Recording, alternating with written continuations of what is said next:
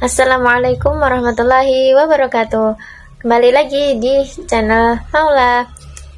Nah, sebelumnya perkenalkan nama saya Rahmatul Maula dengan NIM 1240 3031 040143. Tujuan saya membuat video ini untuk memenuhi tugas ujian tengah semester dengan mata kuliah ilmu kalam. Oke, langsung saja di sini saya akan menjelaskan salah satu materi dari ilmu kalam yang berjudul Teologi Khawarij atau kaum Khawarij. Nah, seperti yang dijelaskan sebelumnya, kaum Khawarij ini terdiri atas pengikut-pengikut Ali bin Abi Thalib yang meninggalkan barisannya karena tidak setuju dengan sikap Ali bin Abi Thalib dalam menerima arbitrase sebagai jalan tengah untuk menyelesaikan persengketaan tentang khalifah antara khalifah dengan Muawiyah bin Abi Sufyan. Nama Khawarij ini berasal dari kata khorojah yang artinya itu keluar. Nah, nama Khawarij ini diberikan kepada mereka karena mereka keluar dari barisan Ali bin Abi Thalib. Nah, tetapi pula ada pendapat yang mengatakan bahwa pemberian nama Khawarij ini diambil dari surat An-Nisa ayat 100 yang bunyinya wa may yakhruj min baitihi muhajiran ilallahi wa rasulihi, artinya keluar dari rumah lari kepada Allah dan Rasulnya. Maksud dari ayat ini, kaum Khawarij ini memandang diri mereka sebagai orang yang meninggalkan rumah atau kampung halamannya untuk mengabdikan diri kepada Allah dan Rasulnya. Selanjutnya mereka menyebut diri mereka syurah yang berasal dari kata yasri atau menjual, sebagaimana disebutkan dalam surat Al-Baqarah ayat 207 yang berbunyi wa minan nasi may yashri nafsahu bitigha mardatillah, yang artinya ada manusia yang menjual dirinya untuk memperoleh keridhaan Allah. Jadi maksud dari ayat ini itu mereka adalah orang yang sedia mengorbankan dirinya untuk apa? Untuk takwa kepada Allah gitu. Nah, nama lain yang diberikan kepada mereka adalah Haruriyah dari kata Harura. Harura ini artinya satu desa yang terletak di dekat kota Kufah atau di daerah Irak. Nah, di tempat inilah mereka pada saat itu berjumlah 12.000 orang berkumpul setelah memisahkan diri dari kaum Khalifah Ali. Nah, disinilah mereka memilih Abdullah bin Abi Wahab Ar-Rasyidi sebagai imam atau pemimpin mereka sebagai pengganti dari Ali bin Abi Thalib. Nah, dalam pertempuran dengan kekuatan Ali, dalam pertempuran dengan kekuatan Ali, mereka mengalami kekalahan besar. Tetapi akhirnya seorang Khariji yang bernama Abdurrahman bin Muljam dapat membunuh Ali. Sekalipun kaum Khawarij ini telah mengalami kekalahan, tetapi mereka tetap menyusun kembali barisan dan meneruskan perlawanan terhadap kekuatan Islam baik di zaman dinasti Umayyah maupun dinasti Abbasiyah. Nah, pemegang-pemegang kekuasaan yang ada pada saat itu, mereka menganggap pemimpin pada saat itu telah menyeleweng dari ajaran Islam. Dalam lapangan ketatanegaraan, mereka memang mempunyai paham yang berlawanan dengan paham yang ada pada saat itu. Mereka lebih bersifat demokratis karena menurut mereka khalifah atau pemimpin yang harus dipilih itu dipilih secara bebas oleh seluruh umat Islam. Bukan yang menjadi khalifah itu bukan dari anggota suku bangsa Quraisy saja, atau bahkan bukan hanya dari orang Arab saja, tetapi siapa yang sanggup asalkan orang Islam itu pantas menjadi pemimpin menurut mereka, sekalipun orang tersebut itu hamba sahaya yang berasal dari Afrika gitu. Jadi khalifah yang terpilih akan terus memegang jabatannya selama ia bersikap adil dan menjalankan syariat Islam. Sebaliknya, jikalau khalifah menyeleweng dari ajaran Islam, maka ia wajib dijatuhkan dan dibunuh. Atau dibunuh. Nah, dalam hubungan ini, khalifah atau pemerintahan Abu Bakar dan Umar bin Khattab secara keseluruhan dapat mereka terima. Kalau menurut kaum Khawarij, pemimpin Abu Bakar dan pemimpin Umar bin Khattab, mereka masih menerima, tetapi pada saat Khalifah Utsman bin Affan, mereka menganggap Khalifah Utsman ini telah menyeleweng mulai dari tahun ke-7 dari masa khalifahnya. Begitu juga dengan Khalifah Ali, mereka juga memandang Khalifah Ali ini telah menyeleweng dari ajaran Islam setelah peristiwa arbitrase tersebut. Nah, sejak saat itulah Utsman dan Ali bagi kaum Khawarij ini telah menjadi kafir.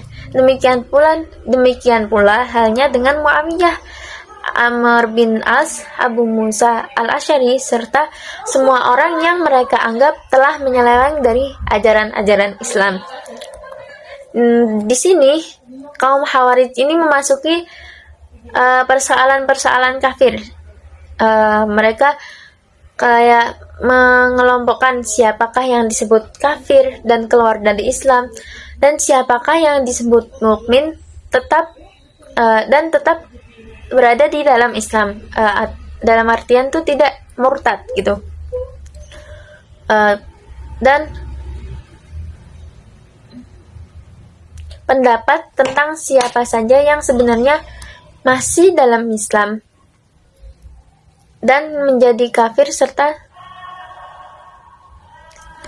pendapat tentang siapa yang sebenarnya masih Islam dan siapa yang telah keluar dari Islam dan menjadi kafir, serta soal-soal yang bersangkut paut dengan hal ini. Sehingga timbullah berbagai golongan dalam kaum Khawarij. Nah, menurut Al-Syahrastani, mereka terpecah belah menjadi 18. Kalau menurut Al-Baghdadi, mereka terpecah menjadi 20 subsekte. Nah, kalau menurut Al-Asy'ari, subsekte ini banyak, terpecah belahnya menjadi lebih besar lagi dari menurut Al-Syahrastani dan Al-Baghdadi. Kaum Khawarij ini pada umumnya terdiri dari orang Arab Badui, sehingga mereka itu bertempat tinggal atau hidup di padang pasir yang serba tandus. Jadi hidup di padang pasir ini membuat mereka bersifat sederhana dalam cara hidup dan pemikiran, tetapi keras hati serta berani dalam bersikap mereka, tidak bergantung pada orang lain. Perubahan agama tidak membawa perubahan dalam sifat-sifat kebaduian mereka. Mereka tetap bersifat bengis, suka kekerasan, dan tak gentar mati. Sebagai orang Badui, mereka tetap jauh dari ilmu pengetahuan. Nah, ajaran-ajaran Islam sebagai terdapat dalam Al-Quran dan hadis, mereka artikan menurut lafadznya, itu harus dilaksanakan sepenuhnya. Oleh karena itu, iman dan paham mereka merupakan iman dan paham orang yang sederhana dalam pemikiran, lagi sempit akal serta fanatik. Nah, iman yang tebal tetapi sempit ditambah lagi dengan sikap fanatik ini membuat mereka tidak bisa mentolerir penyimpangan terhadap ajaran Islam menurut paham mereka, walaupun hanya penyimpangan dalam bentuk kecil. Oke, untuk selanjutnya saya akan menjelaskan bagaimana sih kaum Khawarij ini bisa terpecah belah menjadi beberapa golongan-golongan kecil, dan mengapa mereka terus melakukan perlawanan terhadap penguasa-penguasa Islam dan umat Muslim pada zaman mereka pada saat itu. Nah, yang pertama itu ada golongan Al-Muhakimah. Golongan Al-Muhakimah adalah kelompok Khawarij yang muncul dari pengikut Ali bin Abi Thalib. Jadi mereka itu asli dari pengikut Ali bin Abi Thalib, dan mereka yang menolak keputusan tahkim arbitrase antara Ali bin Abi Thalib dan Muawiyah. Dan mereka menganggap semua pihak yang terlibat maupun menyetujuinya sebagai kafir. Nah, pandangan ini kemudian meluas dan menjadi beberapa golongan bagi mereka. Terus mereka berpikir bahwa setiap pelaku dosa besar dianggap kafir dan keluar dari Islam. Contohnya, orang yang berzina atau membunuh tanpa alasan yang sah dianggap orang tersebut murtad. Nah, sikap keras terhadap dosa besar ini menjadi ciri utama sebagai golongan Al-Muhakimah. Kemudian ada golongan Al-Zariqah. Setelah kelompok Al-Muhakimah atau golongan Al-Muhakimah melemah, muncullah sekte baru yang lebih ekstrim, yaitu golongan Al-Zariqah. Nah, golongan Al-Zariqah ini dipimpin oleh Nafi bin Azraq. Mereka memiliki kekuatan besar di wilayah perbatasan Irak dan Iran, dengan pengikut sekitar 20.000 orang. Berbeda dari Al-Muhakimah yang menyebut pelaku dosa besar sebagai kafir, sebaliknya Al-Zariqah menggunakan istilah musyrik. Jadi orang yang musyrik itu dianggap dosa yang paling besar dalam Islam menurut mereka. Nah, bagi mereka semua muslim yang tidak dalam golongan Al-Zariqah itu dianggap musyrik, bahkan termasuk orang yang sependapat tapi tidak jadi itu orang yang termasuk orang yang sependapat dengan pemikiran Al-Zariqah tapi tidak menjadi bagian dari golongan Al-Zariqah, itu dianggap musyrik. Nah, untuk membuktikan kesetiaan bahwa orang tersebut itu orang golongan Al-Zariqah, calon anggota diperintahkan untuk membunuh tawanan. Nah, jika menolak, mereka dianggap munafik dan dibunuh.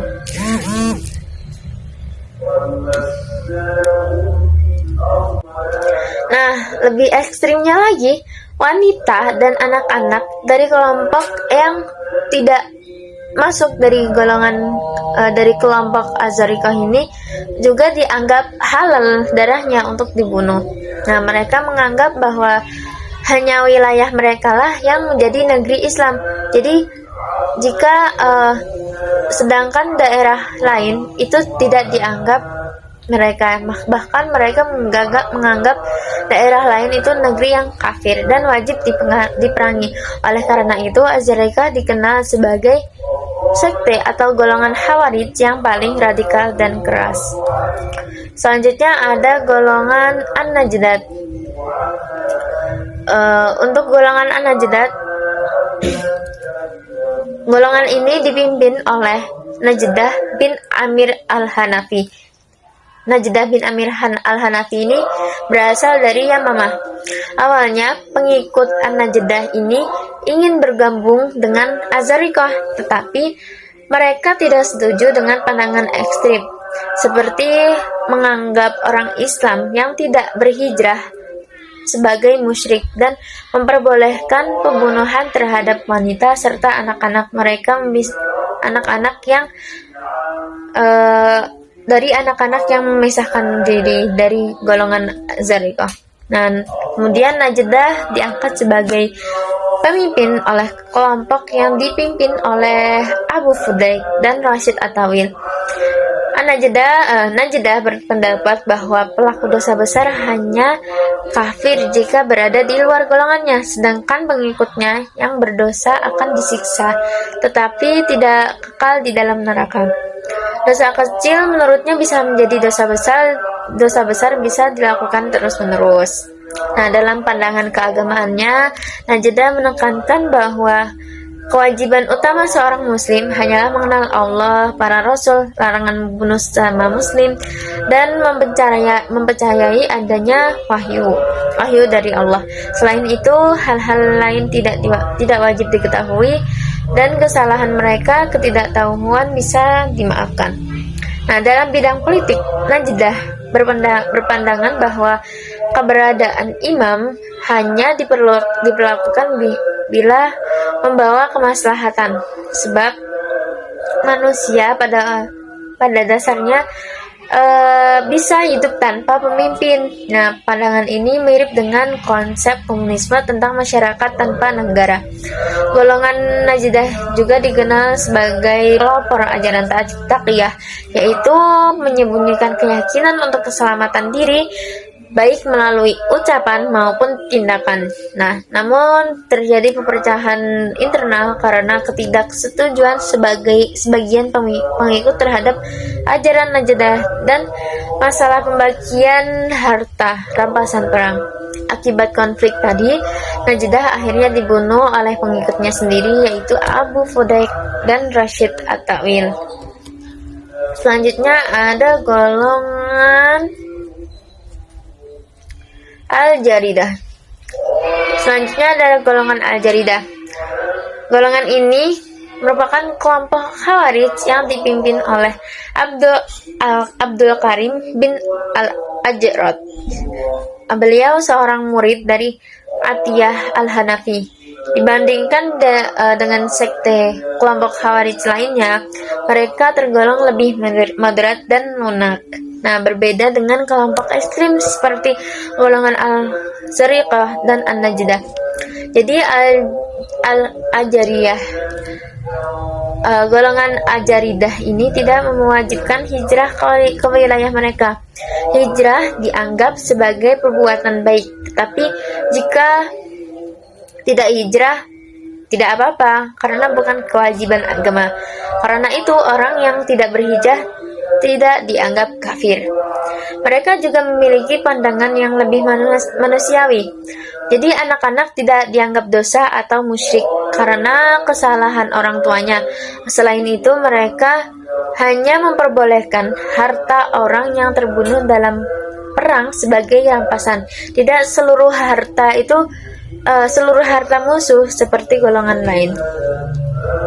Namun golongan Ajaridah ini dikenal memiliki pandangan puritan dan kaku dalam menafsirkan Al-Quran.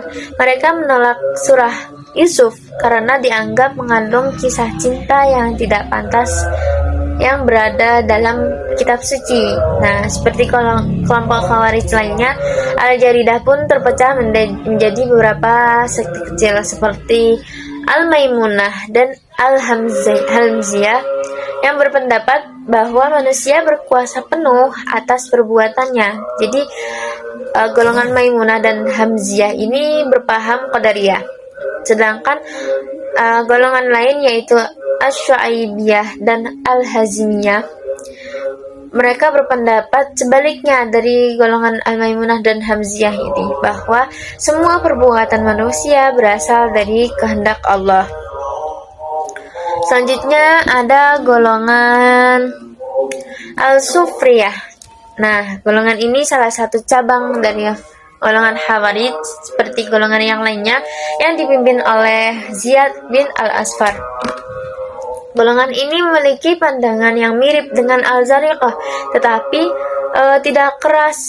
tidak sekeras golongan Az-Zariqah, sehingga tergolong sedikit lebih moderat dibanding golongan Khawarij ekstrim yang lainnya.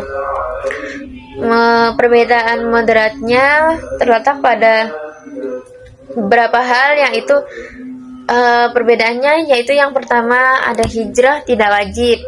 Jadi anggota yang tidak berhijrah tidak dianggap kafir. Nah, yang kedua ada anak-anak kaum musyrik tidak boleh dibunuh.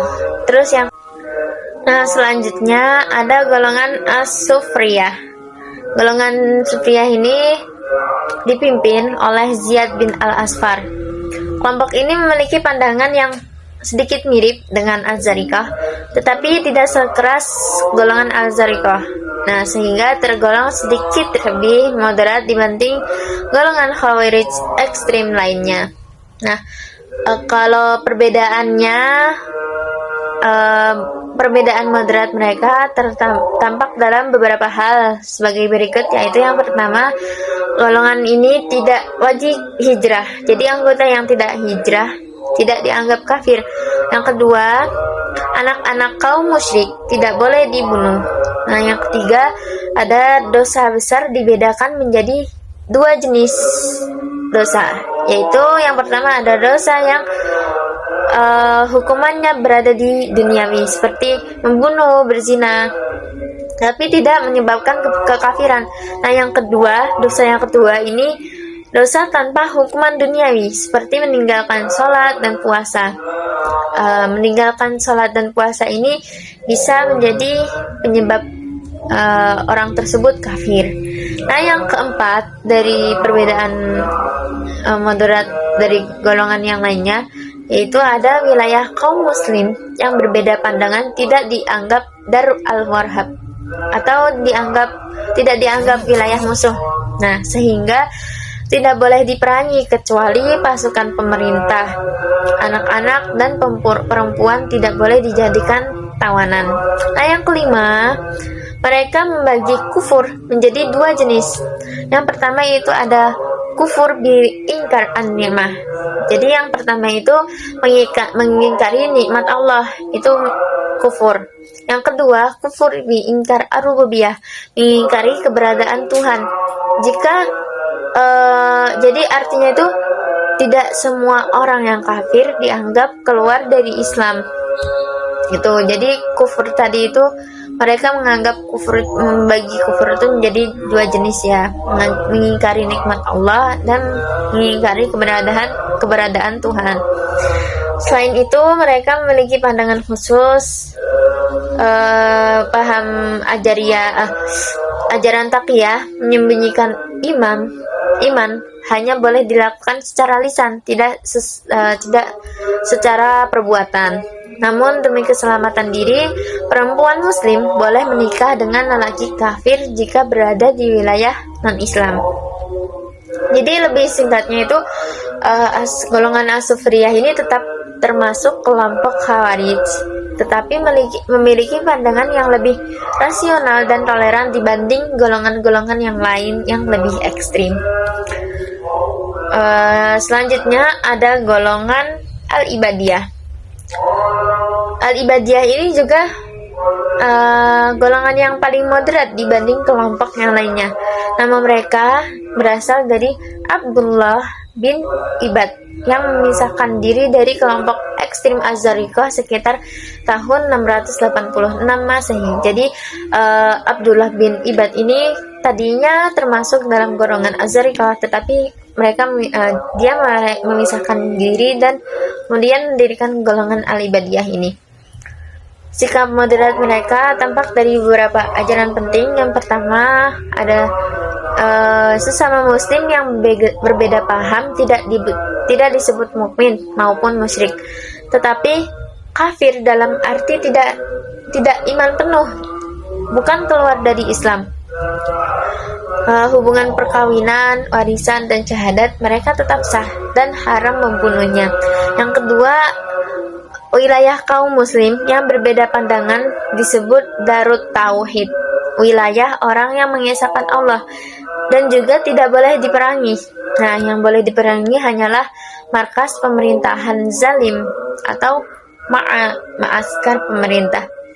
Kemudian yang ketiga, pelaku dosa besar masih dianggap muwahhid atau mengakui keesaan Allah.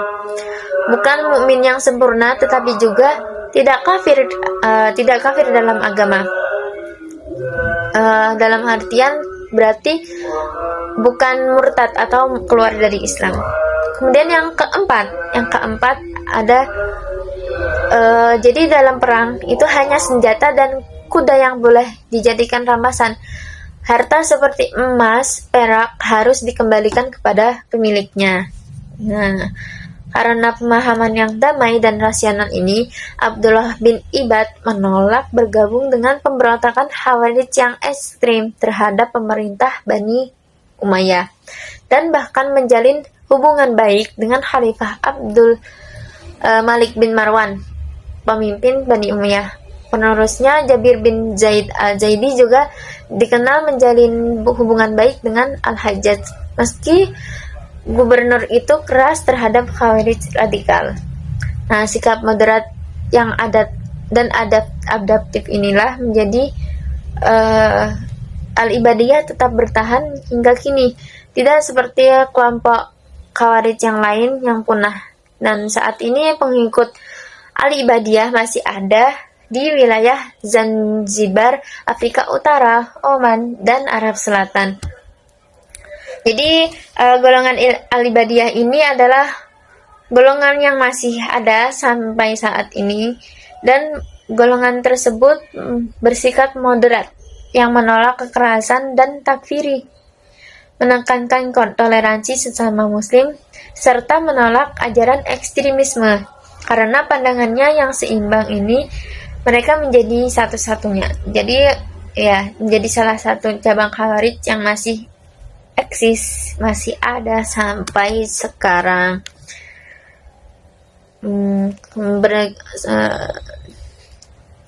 Nah, tadi itulah beberapa golongan cabang golongan golongan. Nah, sudah dijelaskan tadi ya beberapa golongan-golongan dari kaum Khawarij yang menjadi terpecah belah. Ada Al-Muhakimah, ada Az-Zariqah, ada An-Najdah, ada As-Sufriyah, terus ada Al-Jaridah, ada Al-Ibadiyah. Namun yang masih ada golongannya hingga saat ini yaitu golongan Al-Ibadiyah, karena mereka termasuk golongan yang paling moderat dan toleran terhadap muslim yang lainnya. Sekian penjelasan dari saya. Saya mengambil materi ini dari buku Teologi Islam karya Pak Harun Nasution yang sudah direkomendasikan oleh Bapak dosen, yaitu Pak Ali Mursyid. Sekian penjelasan tentang kaum Khawarij dari saya. Wassalamualaikum warahmatullahi wabarakatuh. See you.